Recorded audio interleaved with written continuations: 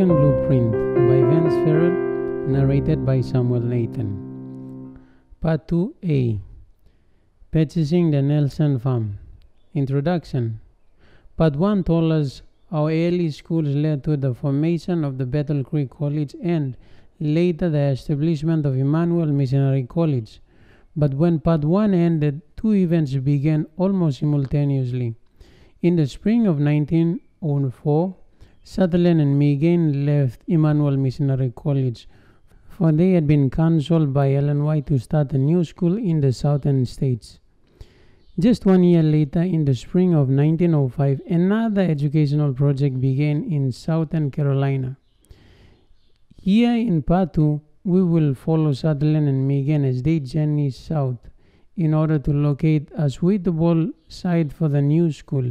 It is important that we learn what happened at Madison, for in its history we will learn both what to do and what not to do in a blueprint school. In Part 3, we will survey the history of Loma Linda and the terrific impact it has had on our entire denomination and all the years since. But from the earlier years, we will still learn more about the blueprint for the medical missionary training school. Some reader will want to start a self-supporting missionary project. They will find extremely important principles for this throughout this book. Heading south. As we earlier discovered, from the summer of 1901 till the spring of 1904, Edward Sutherland and P.C. Megan worked feverishly to make a success of Emmanuel Missionary College at Berrien Springs, Michigan. But by 1903, they realized that the opposition to the blueprint reform was intensifying and they would eventually be pushed out. The southern states had caught the attention of Sutherland and Megan as early as 1898, when P.C. visited James Addison White, Ellen White's son, who since 1894 had dedicated his life to helping poor blacks. At that time, he had cruised in Addison's missionary steamer, the Morning Star. In April 1899 and June 1901, for a short time, Sutherland and Megan went to Alabama and Tennessee to help Addison start some schools. When Addison briefly visited Battle Creek in 1899, Megan helped him print his small journal, the Gospel Herald. They also gave Addison some donation earmarked for his work. Quote, several times even before they took up the work in Berrien Springs, Brethren Megan and Sutherland expressed to me their burden for the work in the South. Their hearts are there. They think that they can better glorify God by going to a more needy new field. End of quote. Taken from Ellen G. White, remark at meeting in Berrien Springs, May 23, 1904. After handing in their resignation to the board of Emmanuel Missionary College, Sutherland and Megan had a trip to the South. On June 1st, 1904, they arrived in Nashville and spoke to George I. Butler, president of the Southern Union, and also visited N.S. Haskell, who just then was conducting an evangelistic series in Nashville. You will recall that Megan had earlier had a round-the-world trip with Elder Haskell, during which time Megan had written those 49 articles for the Youth Instructor, January 1890 to July 1891. So they were already very close friends. Both deeply believed in obeying the Spirit of Prophecy blueprint in all its aspects. The day after arriving in Nashville, Sutherland and Megan visited with Ellen White in Addison's home. Here they discussed the likelihood of a new school. Her son, W.C. White, was with her. In the providence of the Lord, they happened to be spending a few weeks in the South. The riverboat tour. Very enthusiastic about the prospect, Ellen White encouraged them to go on a riverboat tour of possible real estate holdings.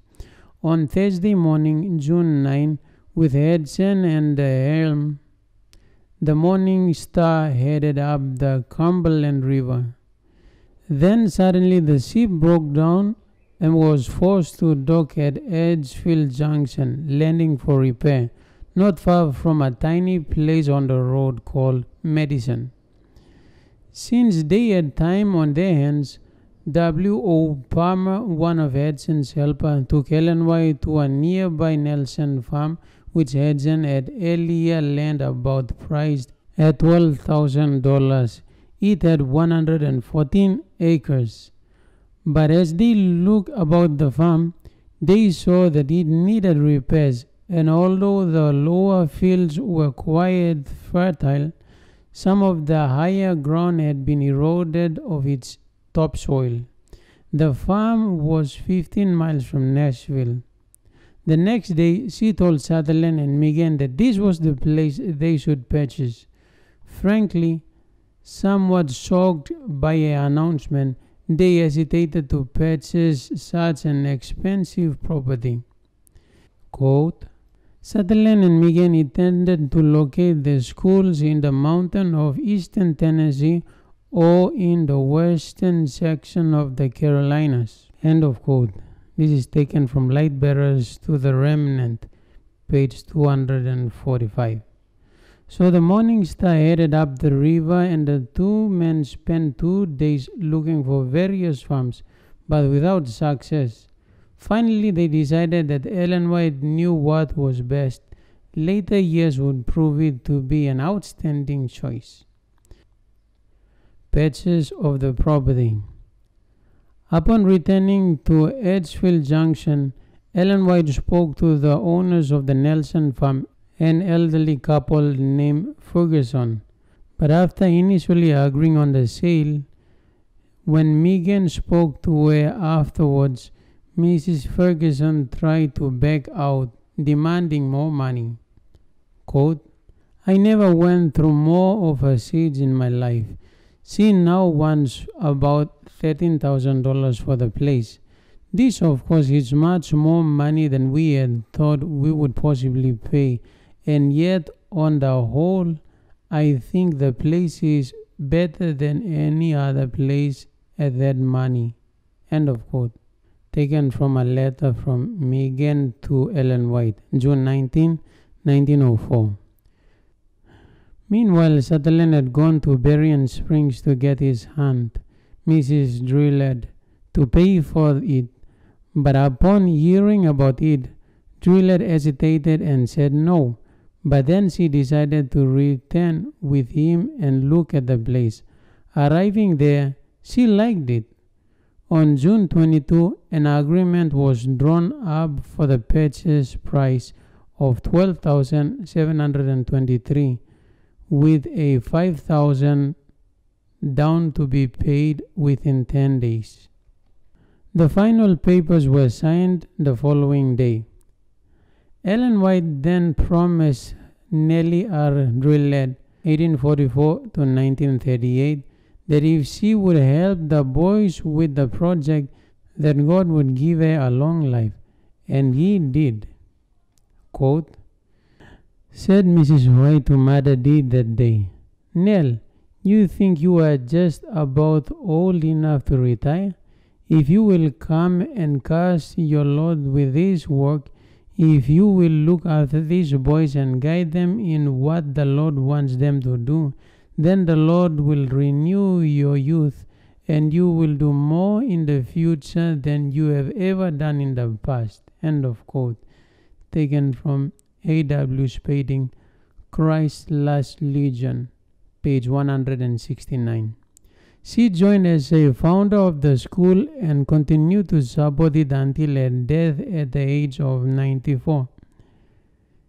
Quote, Mrs. Drillard had one of the shrewdest financial heads in the denomination. She had acted as treasurer and financier in several positions, including a foreign field. End of quote. Taken from A.W. Spading, Christ's Last Legion, page 168.